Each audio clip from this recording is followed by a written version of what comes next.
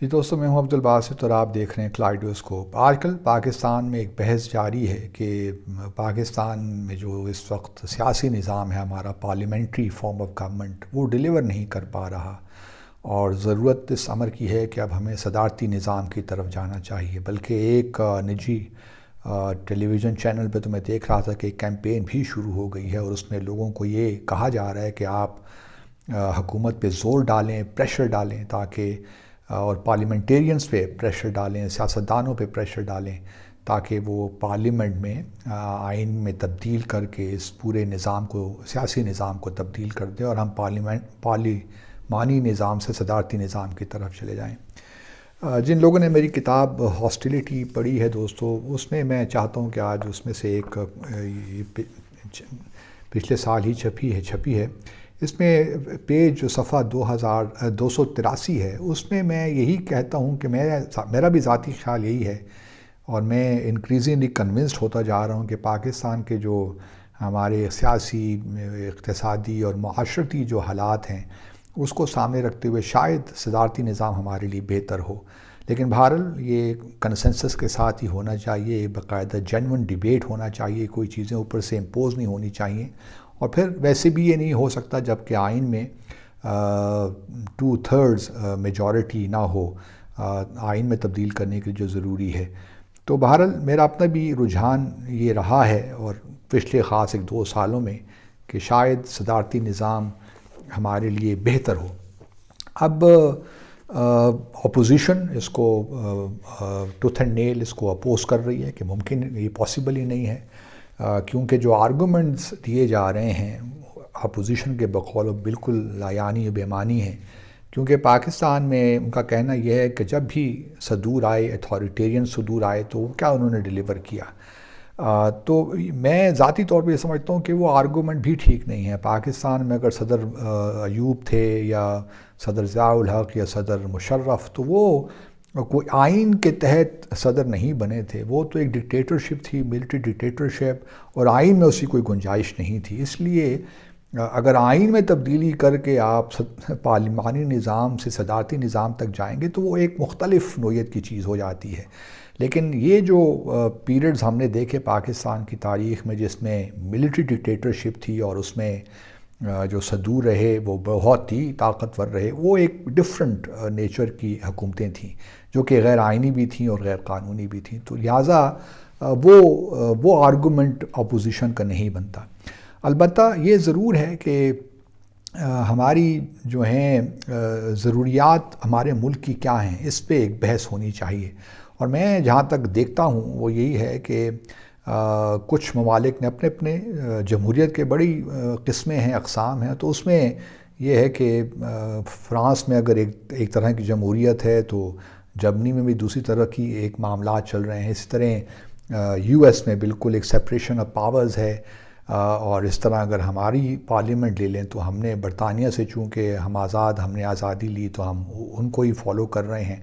ہر system کے اپنے pros and cons ہیں، اور ہر ملک ہر قوم اپنے ریاست کی جو مزاج ہے، اس کی ضروریات ہیں، اس کے مطابق فیصلہ کرتے ہیں۔ ہمارے بھارت میں بھی وہی سسٹم ہے جو ہمارے یہاں ہی ہے، تو وہاں بھی مسائل تو ہیں، اور ہمارے یہاں بھی مسائل ہیں، اور اب یہ سوچا جا رہا ہے کہ جو صدارتی نظام ہے، کچھ ہمارے علماء کا بھی خیال ہے کہ وہ اسلام سے زیادہ، اسلام کا جو ہمارا نظام دیتا ہے اس سے زیادہ قریب ہے، اور شاید وہ زیادہ بہتر طریقے سے ڈیلیور بھی کر سکتے ہیں۔ اب یہ مختلف آراء ہیں۔ میرا اپنا خیال یہ ہے کہ ابھی اس پہ کنسنسس بھی نہیں ہو سکتا، لیکن جو اس وقت سسٹم ہے دوستو، اس میں 1-2 خرابیاں تو بالکل ہیں۔ ایک تو یہ ہے کہ جو لوگ سب لوگوں کی پارلیمان میں ریپرزنٹیشن صحیح نہیں ہو پاتی۔ مثال کے طور پر ایک حلقے میں اگر ایک امیدوار 2 لاکھ 1 ووٹ لیتا ہے، اور اس کا حریف جو ہے وہ 2 لاکھ ووٹ لیتا ہے، تو 1 لاکھ 1 ووٹ لینے والا وہ حکومت میں یا پارلیمنٹ میں آ جاتا ہے، باقی 2 لاکھ کی جو ہے ریپرزنٹیشن نہیں ہوتی۔ اس کا ایک حل بڑا اچھا نکالا ہے کچھ ممالک نے۔ مثال کے طور پر جرمنی نے، وہاں پہ متناسب نمائندگی کا معاملہ ہے، سب پارٹیز پارٹیسپیٹ کرتی ہیں، اور جتنے % وہ ووٹ لیتی ہیں اس حساب سے ان کی ریپرزنٹیشن پارلیمنٹ میں ہوتی ہے. مثال کے طور پر، اور یہ بھی شرط ہے کہ اگر جو پارٹی بھی انتخابات میں حصہ لے رہی ہے وہ کم از کم 5% ووٹ لے. جتنا بھی ووٹ کاسٹ ہوتا ہے اس کا 5% ووٹ لینا ضروری ہے، تب وہ پارلیمنٹ میں آ کے عوام کو ریپرزینٹ کر سکتی ہے. اور پھر وہ اسی حساب سے، اگر مثال کے طور پر جو ہے CDU نے لیے ہیں، کنزرویٹو ڈیموکریٹک یونین یا کرسچن ڈیموکریٹک یونین نے اگر لیے ہیں 56% ووٹ، اسی حساب سے اس کی اکثریت پارلیمان میں ہوگی. اسی طرح اگر کسی نے 25% لیے ہیں اسی حساب سے. اس لیے ہم نے دیکھا کہ جرمنی میں پچھلے کئی سالوں سے جب سے برلن وال گری اس کے بعد سے الیکشنز شروع ہوئے تو ایک کوalition گورنمنٹ ہی بنتی رہی. ابھی حال ہی میں انتخابات ہوئے، یہاں بھی کوئی پارٹی، نہ سوشل ڈیموکریٹس نہ کرسچنس ڈیموکریٹ جو ہیں وہ اکثریت لے سکے. اور جو چھوٹی پارٹیاں تھیں لائک لبرل پارٹی یا گرینز پارٹی، ان کے ساتھ اب ایک سوشل ڈیموکریٹ سے مل کے کوalition بنایا ہے. تو ان کی لیکن ایک بات ضرور ہے کہ پارلیمان میں تمام پارٹیوں کو ریپرزنٹیشن ملتی ہے. ہمارے ہاں یہ ہے کہ اگر کسی پارٹی نے 18% یا 25% ووٹ لیے ہیں تو وہی جو ہے 2/3 میجورٹی بھی لے سکتی ہے. تو یہ اس سسٹم کی خرابی ہے. تو اس کو اگر ہم ایک قسم کا متناسب نمائندگی کی طرف لے جائیں اور اس سے شروعات کریں تو شاید اس سے بھی کچھ بہتری آ جائے. کیونکہ پھر یہ ہے کہ ہر پارٹی جو ہے اگر وہ 5% سے زیادہ ووٹ لیتی ہے، ہم اپنے حساب سے اس میں کچھ رد و بدل کر بھی سکتے ہیں. ضروری نہیں ہے کہ ہم جرمنی کا سسٹم یہاں لا کے اس کو ڈال دیں، ریپلیکیٹ کریں. لیکن یہ یہ متناسب نمائندگی کی جو پروپوزل ہے بڑے عرصے سے پاکستان میں چل بھی رہی ہے. اگر اتفاق نہیں ہوتا کنسنسس پہ تو کم از کم میرا خیال ہے کہ متناسب نمائندگی پہ اتفاق پاسبل ہے، اور اس سے بھی بہت سی جو قباحتیں ہیں یا جو پرابلمز ہیں پارلیمانی نظام کی وہ دور ہو سکتی ہیں.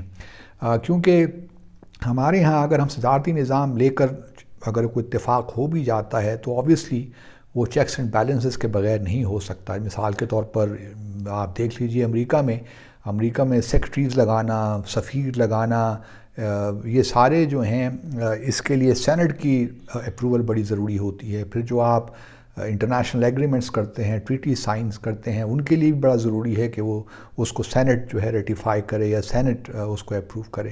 تو وہاں پہ چیکس اینڈ بیلنسز ہیں. لیکن یہ بھی ہم نے دیکھا ہے کہ امریکی صدر بہت پاورفل بھی ہو جاتا ہے. ایک زمانے میں تو ان کو وار ڈکلیئر کرنے کی بھی اجازت نہیں تھی، لیکن پھر پرائم منسٹر بش نے کچھ ایسی ترامیم کی جس سے کچھ نہ کچھ لوپ ہولز کریٹ ہو گئے. اور پھر ہم نے دیکھا کہ امریکہ کی تاریخ میں کسی اتنے پاورفل ہو جاتے ہیں کہ کسی پریزیڈنٹ کو آپ امپیچ بھی نہیں کر پاتے. 2-3 مثالیں ایسی ہیں جس پہ امپیچمنٹ کا پروسیس شروع ہوا. ایک شاید اینڈریو جانسن ہیں، اس کے بعد صدر نکسن نے ریزائن کر دیا جب واٹر گیٹ اسکینڈل ہوا، وہ امپیچمنٹ کی طرف جا رہے تھے. پھر پریزیڈنٹ کلنٹن کے بھی امپیچمنٹ کا پروسیس نہیں ہوا. اسی طرح پریزیڈنٹ ٹرمپ، تو کسی صدر کو ہٹایا نہیں گیا امپیچمنٹ کے ذریعے. تو وہ ایک پاورفل مین تو ہو جاتا ہے، لیکن بہرحال پھر بھی امریکی سسٹم میں چیکس اینڈ بیلنسز ہیں. وہ شاید ہم اس طرح یہاں پہ ریپلیکیٹ نہ کر سکیں. مجھے لگتا ہے کہ پریزیڈینشیل فارم آف گورنمنٹ پہ کنسنسس بہت مشکل ہوگا، رادر ناممکن ہوگا. تو ہمیں اسی پارلیمانی سسٹم کے اندر رہ کر کچھ ایسی تبدیلیاں کرنی پڑیں گی جس سے مزید چیکس اینڈ بیلنسز کریٹ ہوں.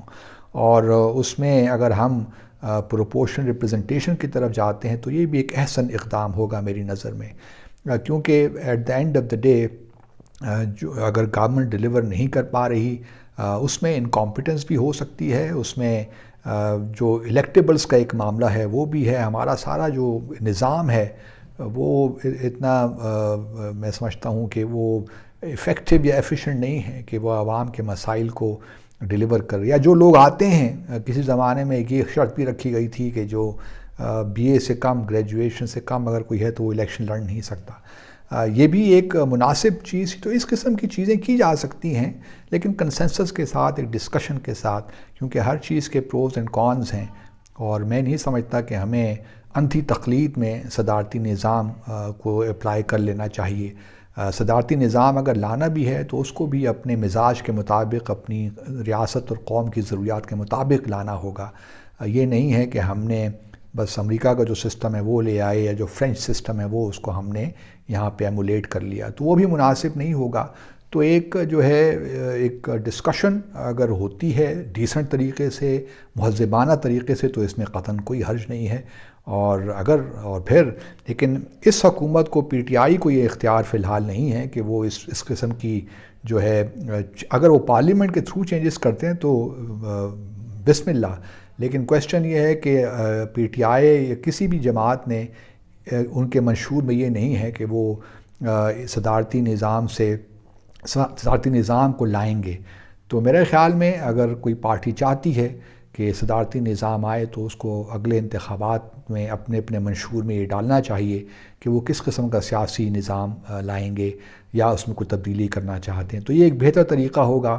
اگر آپ نے، کچھ لوگوں کا خیال یہی ہے کہ اب چونکہ پی ٹی آئی ڈیلیور نہیں کر پا رہی شاید کچھ لوگوں کے حوالے سے، تو اب یہ توجہ ہٹانے کی خاطر ایک نیا شوشہ چھوڑ دیا گیا ہے، اور یہ مناسب وقت نہیں ہے۔ اور میں ایگری کرتا ہوں کہ یہ وقت مناسب، اس پہ بحث آپ بے شک کریں، لیکن پی ٹی آئی اگر چاہتی ہے کہ صدارتی نظام کی طرح کو لانا چاہیے تو پھر اپنے منشور میں اس کو ڈالیں، اور منشور میں ڈالنے کے بعد اس پہ پھر انتخابات لڑیں، اگلے انتخابات 2023 میں۔